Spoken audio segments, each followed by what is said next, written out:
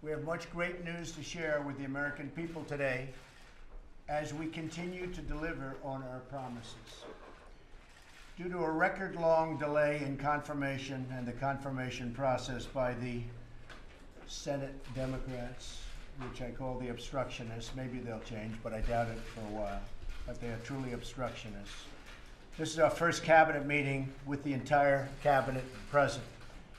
The confirmation process has been record-setting long, and I mean record-setting long, with some of the finest people in our country being delayed and delayed and delayed.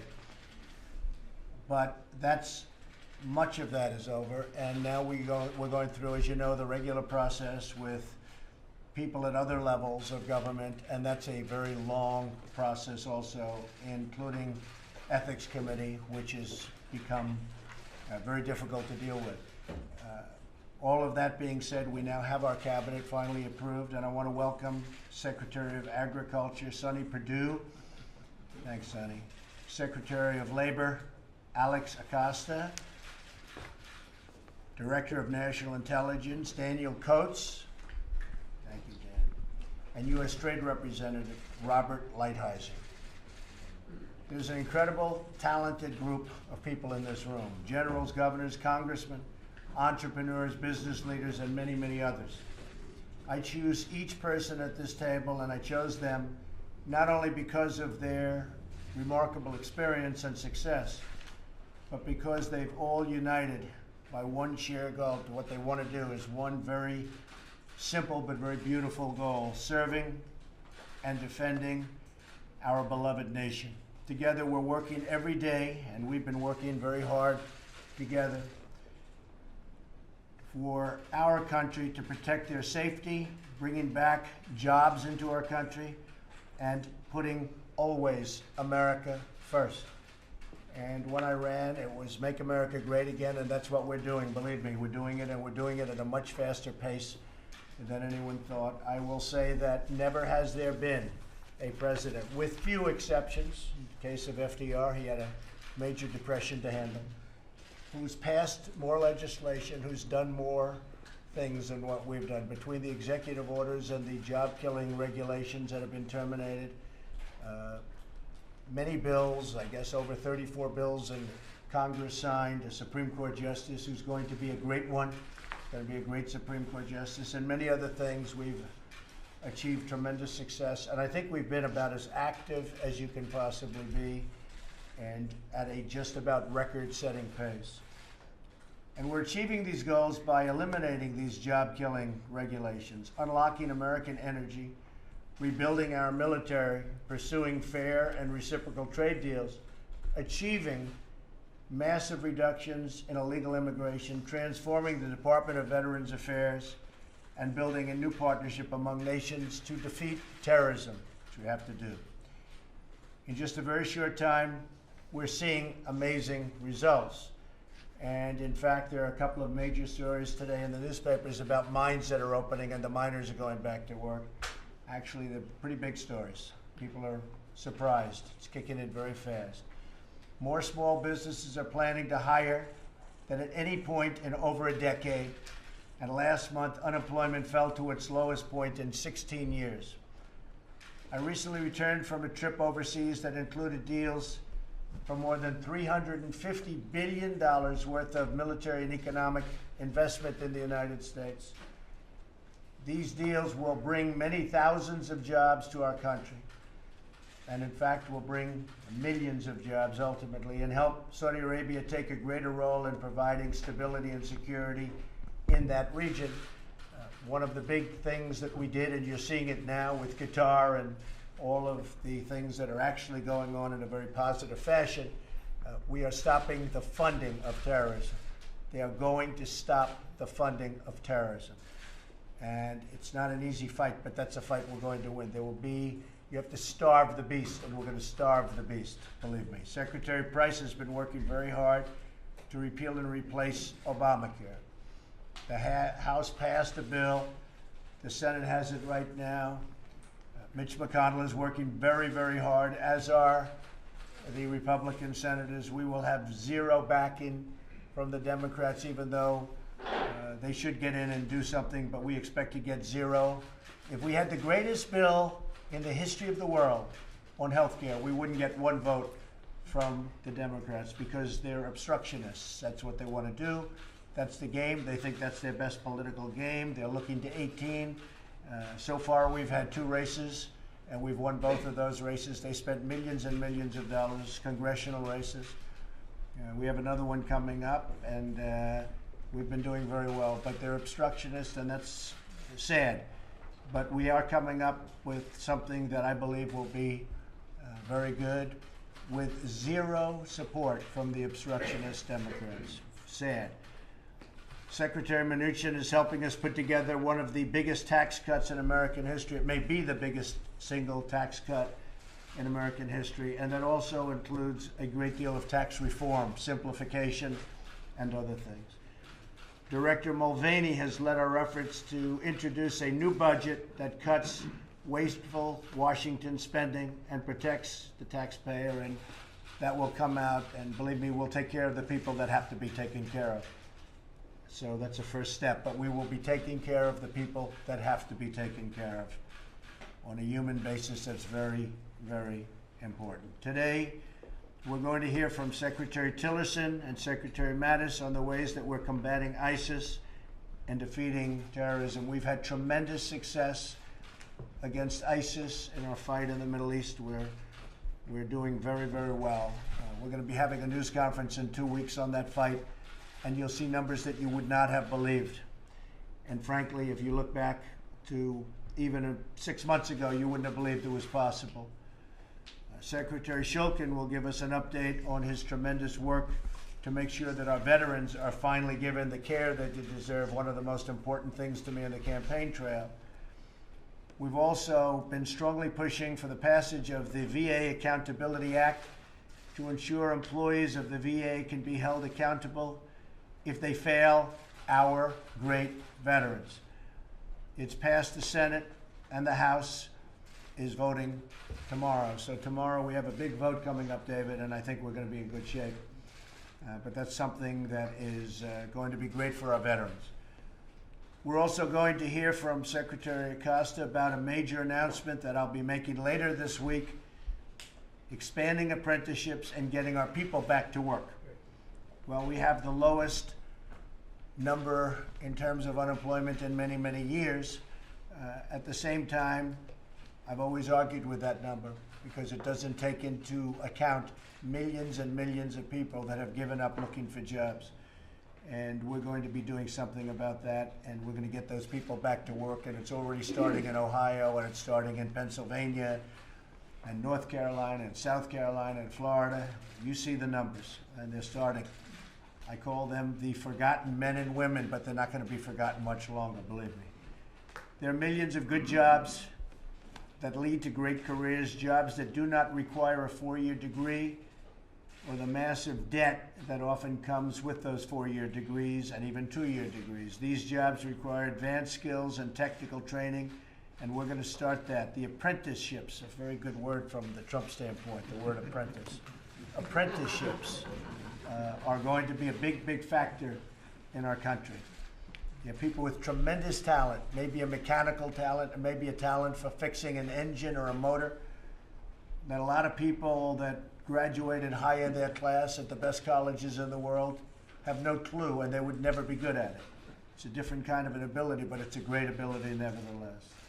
We're going to help get our young people the technical training that they need to pursue really exciting careers, and careers that they can make good money. They can really earn a great, great salary and maybe even open small businesses.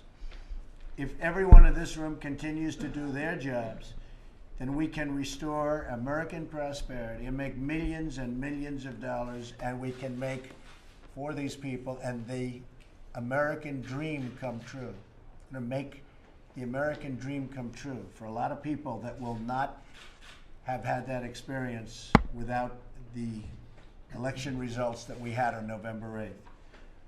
So we're here to change Washington, return power to the people. We're here to give people a great shot at a great, great job, and even opening small businesses and employing other people. I look forward to hearing all of the reports from the different people in the room today. We have done, as I said, about as much as anybody ever in a short period of time in a presidency. That's despite tremendous opposition from the other side. We have done something that's very special.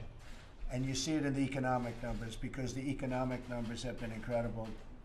One just came out, almost $4 trillion in worth has been created in the stock markets of our country.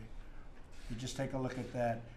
700,000 jobs have been created in a very short period of time since the election. 700,000 jobs. If we would have said that on November 8th, nobody would have believed the number. If we would have said that almost $4 trillion in the stock markets has been created, everybody would have laughed at us. They would have said, oh, that's ridiculous.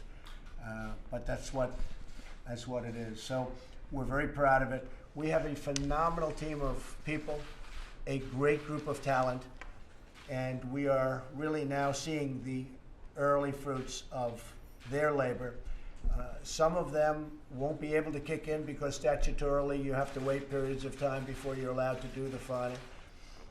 We'll be having some major legislation very soon on the dumping of steel in our country, which is absolutely killing our workers and our steel companies.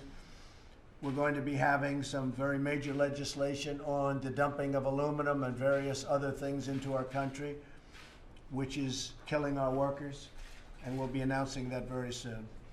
So I think what we'll do, most of you know most of the people around the room, but I'm going to start with our Vice President. Where's our Vice President? Our Vice President. There he is. And I'll maybe start with Mike, and we'll just go around and just, you name your position, and then we'll ask these folks to go back and have a good day, and we're going to discuss our various reports. Mike?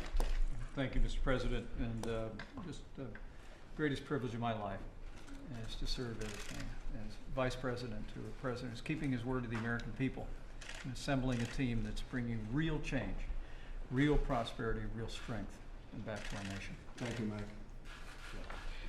Mr. President, it's great to be here and celebrate this group. We are receiving, as you know, I'm not sure the rest of you fully understand the support with law enforcement all over America. They have been very frustrated.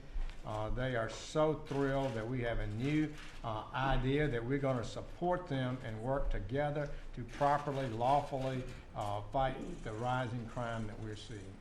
It's an honor to be able to serve you in that regard. You set the exact right message, and it's being responded. The response is fabulous around the country. Great success, including MS-13. They're being thrown out in record numbers and rapidly, and they're being depleted. They'll all be gone pretty soon. So you're right, Jeff. Thank you very much. Alex? Mr. President, I'm privileged to be here, deeply honored, and I want to thank you for keeping your commitment to the American workers. This week is a full schedule for you, focusing on the American worker. We're very excited at the Department of Labor, and the apprenticeship program that you're going to be announcing, I think, is going to make a real difference. So thank you. Thank you, and congratulations. Thank you. Mr. President, honored to be on the team. This last week I had the great privilege to represent America at China at the Green Energy Ministerial. Good timing. They needed to hear why America was stepping away from the Paris Accord, and they did, and that America is not stepping back, but we're stepping into place and sending some messages that we're still going to be leaders in the world when it comes to the climate, but we're not going to be held hostage to some executive order that was ill thought out. So my hat's off to you for taking that stand and for sending a clear message around the world that America is going to continue to lead in the area of energy. Thank you, Rick. Thank you. Thank you, Mr. President. It's a new day at the United Nations. You know, we now have a very strong voice. People know what the United States is for, they know what we're against, and they see us leading across the board. And so I think the international community knows we're back. Thank you, Nick. It's true. Mr. President, thank you for the kind words about the budget. You're absolutely right. We are going to be able to take care of the people who really need it. At the same time, with your direction, we were able to also focus on the forgotten men and women who are the folks who are paying those taxes. So I appreciate your support and your direction in pulling that budget together. Thank you. Good morning, Mr. President. It's good to be back in the United States. I actually arrived back this morning at 1 o'clock from Italy, and the G7 summit focused on the environment. And our message there was the United States is going to be focused on growth and protecting the environment. It was received well. Good job. Morning, Mr. President. The intelligence community has never faced such a diversity of threats to our country in our lifetimes. We have men and women who are working 24/7, 7 days a week to make sure that we are on top of all these threats. It's a joy to be working with the people that I have inherited, and we are going to continue to provide you with the very best intelligence we can so you can formulate policies to deal with these issues. Thank you, Jim. Mr. President, it's a privilege to serve the students of this country, and to work to ensure that every child has an equal opportunity to get a great education and therefore a great future. Thank you, ma'am. President, what an incredible honor it is to lead the Department of Health and Human Services at this pivotal time under your leadership. I can't thank you enough for the privilege that you've given me and the leadership that you've shown. Seems like there's an international flair to the messages that are being delivered. I had the opportunity to represent the United States at the G20 Health Summit in Berlin and at the World Health Assembly in Geneva, and I can't tell you how excited and enthusiastic folks are about the United States leadership as it relates to global health security. Thank you. Mr. President, as your seal on your staff, That's true. and it's an honor to be your steward of our public lands and the generator of energy dominance. I am deeply honored, and I am committed and optimistic that we can be both great stewards and be the world's largest producer of energy. And you can do both. Thank you very much. Thanks. Rex? Mr. President, thank you for the honor to serve the country. It's a great privilege you've given me. Clearly, we are engaged with our allies to ensure that they know where our common interests lie, what our expectations are, that America will continue to be a leader, but they must do more. And they must meet their obligations both from a national security standpoint, but also for creating conditions of stability, prosperity, and for our adversaries. We are engaging and will engage, but they have to know that we will be engaging from a position of strength to protect America's national interest, and we expect to make progress on resolving some of these differences. Mr. President, it's an honor to represent the men and women of the Department of Defense, and we are grateful for the sacrifices our people are making in order to strengthen our military, so our diplomats always negotiate from a position of strength. Thank you. Thank you.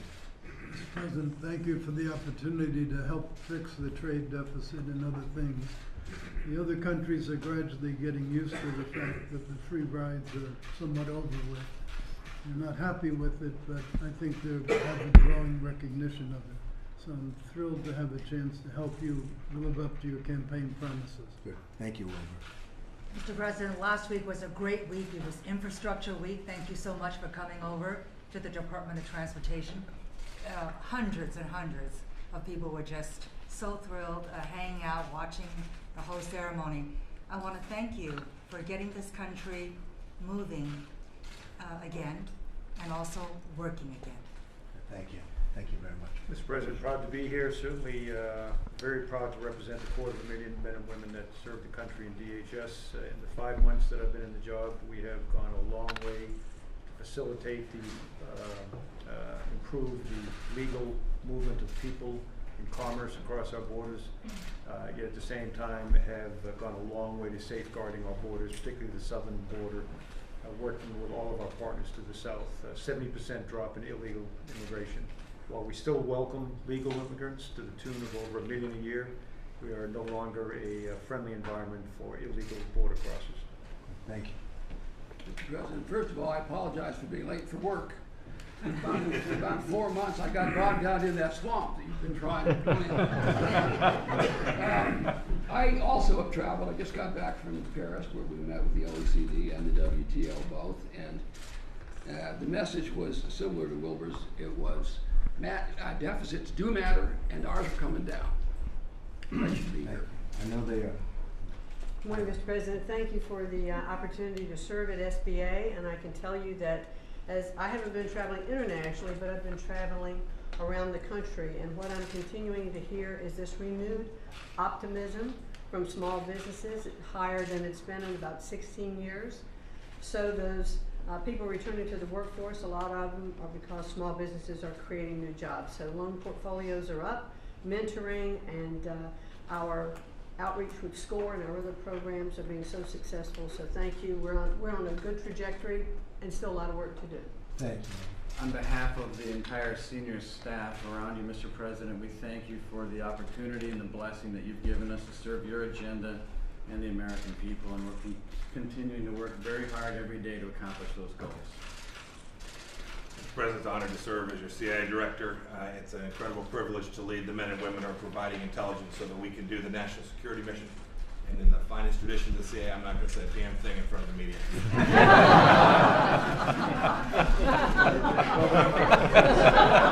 Here, here. Mr. President, thank you for your support and commitment to honoring our responsibility to America's veterans. I know that this is personally very important to you. I have the great honor of being able to represent the 21 million American veterans that have done such great things for this country, and I work every day to make sure that we're honoring that responsibility. Thank you. Thank you very much. Mr. President, it's been a great honor to work with you. Thank you for your strong support of HUD and for all others around this table that I've worked with. We're making tremendous progress and converting to a business model. I'm already seeing tremendous savings there. And this month is National Homeowners Month, and therefore I'll be ringing the bell on Wall Street at 4 o'clock, which means I got to leave at 12. Thanks.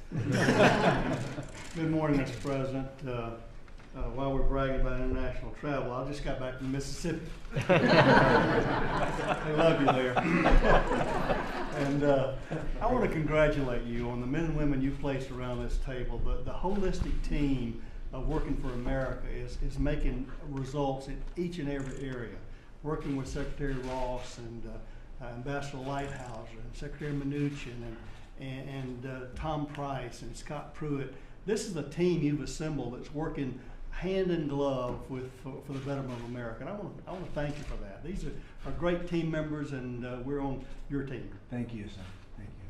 Thank you, Mr. President. It was a great honor traveling with you around the country for the last year, and an even greater honor to be here serving in your cabinet. On behalf of everybody at the Treasury, I can assure you we are focused on creating sustained economic growth, sweeping tax reform, and fighting terrorism with sanctions and all other programs within our control. Thank you. Very good. Thank you. Thank you all very much. Thank you. Thank you, everybody.